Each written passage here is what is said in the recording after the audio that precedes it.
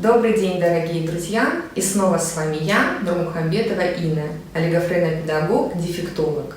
Сегодня мы с вами поговорим о социализации детей с синдромом Дауна. А конкретно мы будем говорить о том, как научить ребенка есть с ложки, как научить его пить из чашки, как научить его жевать твердую пищу и как приучить ребенка к горшку. Конечно же, тема социализации далеко не ограничивается данными навыками, она достаточно объемная, поэтому я решила ее разделить на две части. И продолжение этой темы смотрите в следующих роликах. Итак, что такое социализация и для чего нам с вами важно максимально социализировать наших с вами детей?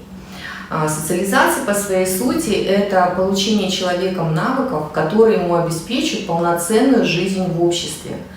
Навыки самообслуживания и поведения ребенка в быту – это то, чему в первую очередь стоит учить ребенка с синдромом Дауна.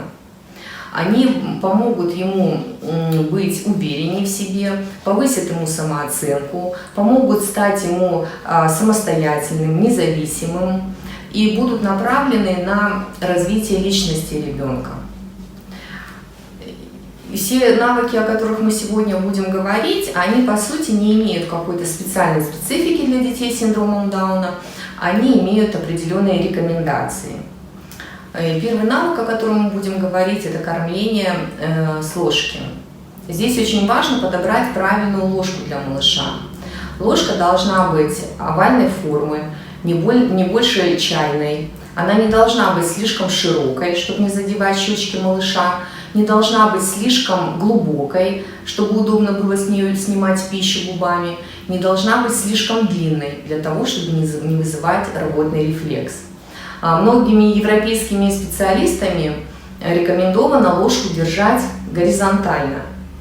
Ни в коем случае не снимайте пищу, а верхнюю губу ребенка. Помните, что наша цель не накормить ребенка, а научить его есть с ложки самостоятельно. Для этого ребенок должен сам губами стараться снять пищу с ложки.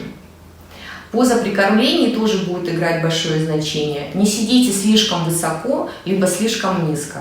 Старайтесь сидеть на одном уровне с ребенком. И, естественно, данный навык мы прививаем с первого прикорма, и это можно делать уже примерно в 3-4 месяца. Следующий навык – это питье из чашки. Данный навык можно прививать с 6-7 месяцев. Многие специалисты не рекомендуют использовать поильники, и я в том числе. Потому что в любом случае придется уходить от поильника и учить ребенка с чашки, поэтому лучше это делать рано и сразу из чашки. Для удобства данного навыка есть специальные чашечки, края которой отогнуты извне наружу. Иногда эти чашечки еще называются тренировочные кружки или тренировочные чашки. В принципе, в наше время это несложно приобрести. И для обучения навыка, конечно, подойдет густой напиток. Ну, возможно, это может быть кефир. Следующий навык – это еда твердой пищи. Здесь его тоже можно формировать примерно в том же возрасте, это 6-8 месяцев. Для этого подойдут, например, печенье. Возьмите маленький кусочек печенья и заложите за верхнюю губу ребенка, ну, например, с левой стороны. Чтобы оттуда его достать, ребенок начнет двигать языком. Вот эти двигательные движения языком как раз-таки и помогут ему разобраться с жеванием. Убедитесь, что ребенок съел данный кусочек, следующий заложите, например, с правой стороны за верхнюю губу. И таким образом меняйте положение кусочков печенья. И этот прием, еще раз повторюсь, поможет ребенку разобраться с процессом жевания. Следующий навык – кормление самостоятельная еда с ложки. Данный навык тоже уже можно пробовать, ну, примерно 18 месяцев. С ложкой мы уже разобрались, теперь важно подобрать ребенку правильную чашку. Чашка не должна быть слишком глубокой, какой-то слишком узкой, она должна быть достаточно широкой. С нее должно быть удобно, максимально удобно и комфортно ребенку забирать пищу, зачерпывать пищу ложкой. Тарелка также не должна ездить по столу. Для этого можно поискать тарелки какие-то либо на присоске, либо с силиконовым ободком, который не позволит ездить нас по столу, либо можно просто положить мокрое полотенце под тарелочку, и тогда этот неприятный фактор, он тоже минимизируется. Для обучения этого навыка необходимо, чтобы пища была однородной и достаточно густой консистенции. То есть суп, например, он никак не подойдет, потому что ребенок его просто на первом этапе до рта не донесет. Ну, идеально, возможно, это будет каша, либо какой-то йогурт, либо какое-то пюре. Вот. Ну и что мы делаем? Мы просто даем ложку в руки ребенку. И наша цель, чтобы он съел хотя бы одну ложку, остальное мы как бы докармливаем. Возможно, он съест у вас не одну, две, три ложки. Это уже хорошо, остальное мы докармливаем. Возможно, предложите ему такой вариант. Ложку он, ложку вы, ложку он, ложку вы. Это тоже на первых этапах будет даже очень замечательно. А здесь важно помнить, если вы начали прививать какой-либо навык, в принципе, любой, не обязательно это кормление с ложки или еще что-то, значит, вы должны быть совершенно последовательны. Если вы решили, что ребенок теперь будет есть ложкой вот эту кашу, значит, при приеме каши вы всегда должны ему дать ложку. Конечно, возможно, у вас будет лишняя уборка на кухне, все это понятно, но кухню, поверьте, всегда можно помыть, а формирование навыка можно упустить и потом получить в более взрослом возрасте кучу проблем.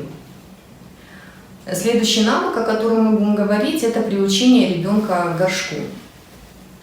Можно уже начинать примерно 18 месяцев. И здесь этот навык можно условно разделить как бы на два этапа.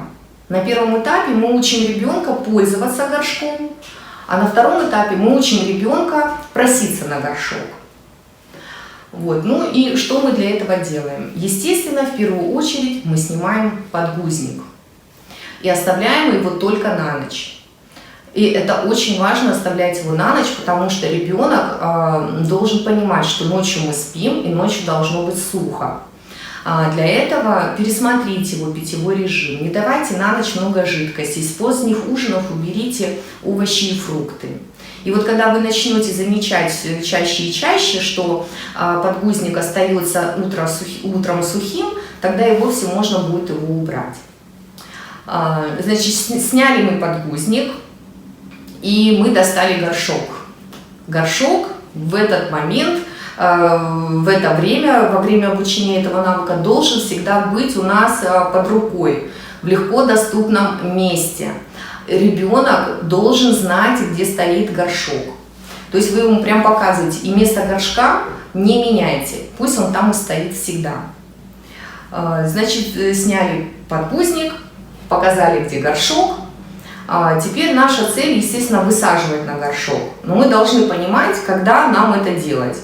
Для этого можно пойти двумя путями, ну, например, методом наблюдения.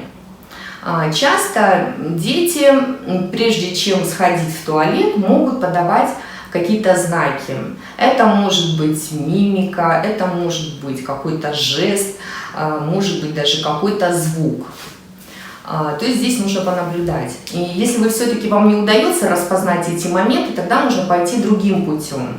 В таком возрасте дети обычно достаточно циклично ходят в туалет с одинаковыми промежутками, да, времени. Мы фиксируем время, через какое время у нас это происходит.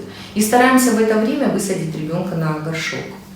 Высадили ребенка на горшок, ничего не происходит, более 2 минут его там не держим. Все, посидел, все не получилось, не вышел, пошел, иди гуляй. Но, конечно, здесь будет очень много промахов на первое время, естественно. И мы должны каждый промах привязать к горшку. Каждый промах привязываем к горшку, это очень важно. Значит, первый этап будет отработан тогда, когда мы садим ребенка на горшок, и он туда ходит, в туалет. Это уже первый этап.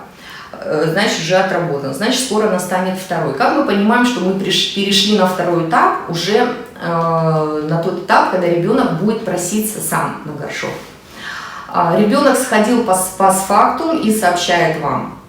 и либо ребенок сообщает вам, что он хочет в туалет во время процесса. То есть мы должны здесь несколько радоваться, потому что это будет означать, что мы продвинулись в обучении навыкам.